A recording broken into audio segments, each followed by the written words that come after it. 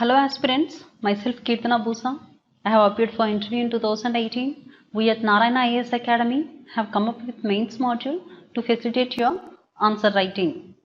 Important topics for the coming mains 2019 are picked, and all the important points required to cover the topic are provided in a simple and lucid manner. We are taking these points from multiple sources so that you will get sufficient points to use in the mains exam. We are also taking extreme care to provide good structure to the topic. Hope our efforts will benefit you.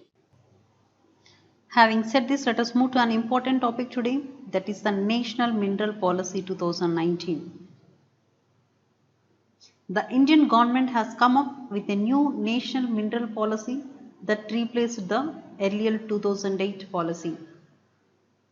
This new policy pertains to non-coal and non-fuel mineral says that a major outcome expected from the policy proposals is to increase the production of major minerals by 200% in 7 years.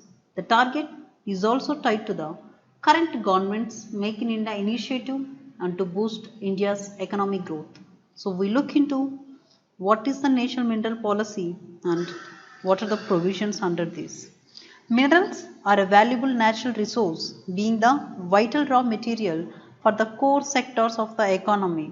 Exploration, extraction and management of minerals have to be guided by the national goals and perspectives. So what is there in the policy? Introduction of right of first refusal for reconnaissance permit and prospecting license holders for encouraging the private sector to take up exploration. So it has introduced right of first refusal for reconnaissance to promote the private sector exploration. To promote private sector exploration, encouragement of merger and acquisition of mining entities and the transfer of mining leases. And the third point is creation of dedicated mineral corridors to boost private sector mining areas and granting status of industry to the mining activity. It also focuses on using the existing infrastructure, that is focus on using waterways, coastal waterways and inland shipping for evacuation and transportation of minerals. So we can say that efficient use of resources, incorporation of e-governance, IT enabled system, awareness and information campaigns. These will bring transparency and accountability in the process. It also introduces the concept of intergenerational equity that deals with the well-being not only of present generation but also the future generations to come. So the policy has taken into consideration the intergenerational equity, and there is an opportunity to private sector to auction the unused reserved areas given to the PSUs. So the opportunity is given to the private sector to auction the unused reserved areas which are given to the PSUs. Long-term import-export policy, this brings about the sustenance in the policy.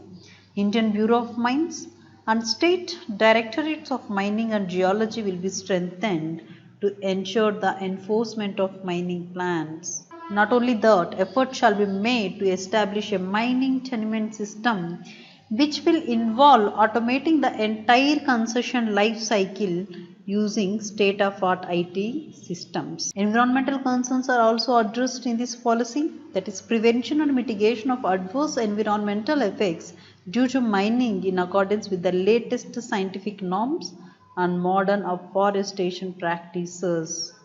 So it wants to prevent and mitigate the adverse impact the mining is having on the environment.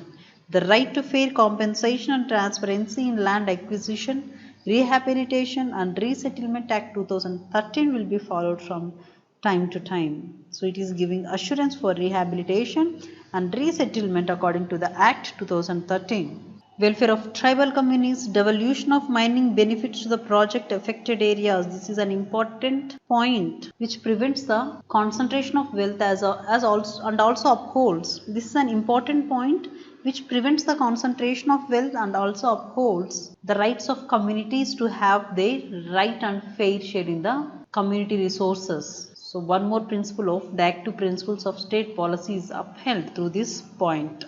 Safety of mines and mine workers, mineral security and research and development. All these points are taken into consideration in the policy. And so after having so many things added in the policy, what is the outcome of this policy?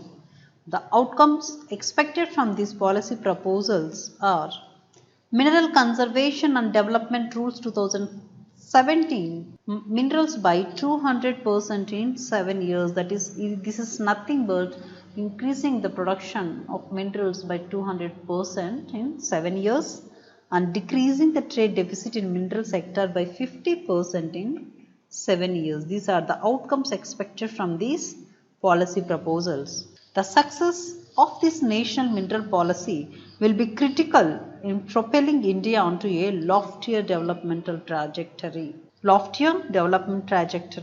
Successful implementation of this policy shall be ensured by achieving a national consensus among various key stakeholders and their commitment to fulfill its objectives and principles. This is all about national mineral policy. Hope this video is helpful. Thank you and all the best.